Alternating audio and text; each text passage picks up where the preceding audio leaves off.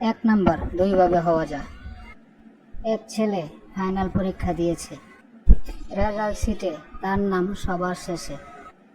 সে খুশিতে তার বাবাকে গিয়ে বলল, বাবা, আমি পরীক্ষায় প্রথম হয়েছি। বাবা তো এই কথা শুনে খুশিতে আটখানা হয়ে গেছে।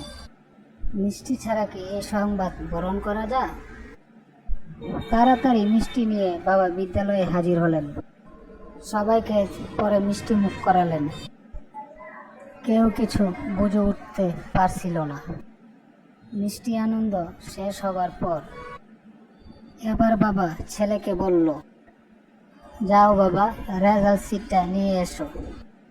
তারপর কি হলো?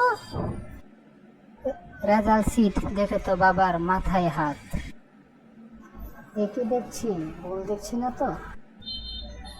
তুমি না বললে তুমি এক নাম্বার হয়েছ? এখন তো দেখছি তোমার নাম সবার শেষে। কাঁদো কাঁদো অবস্থা থেকে ছেলে বলল,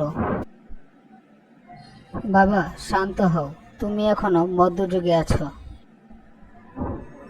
তুমি জানো না, ডিজিটাল যুগে এক নাম্বার দুইভাবে হওয়া যায়। এক উপর থেকে, দুই নিচে থেকে। আর আমি নিচের থেকে এক নাম্বার হয়েছি।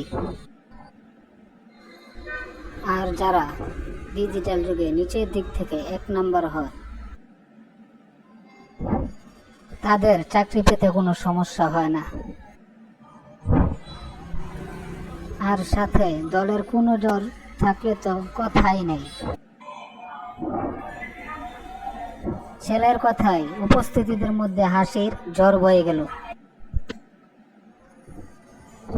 কিছু আনন্দ হলো, এতে বাবার মিষ্টির পয়সা উসুল হলো। বাস্তবে তাই বর্তমানে চাকরিতে মেধাভিত্তিক কোনো নিয়োগ নেই, নিয়োগ চলে দলীয় ভিত্তিক।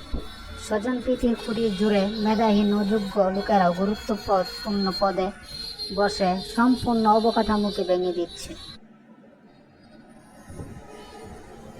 এইরকম আরও গল্পের ভিডিও পেতে আমাদের চ্যানেলটি সাবস্ক্রাইব করে রাখুন। ধন্যবাদ।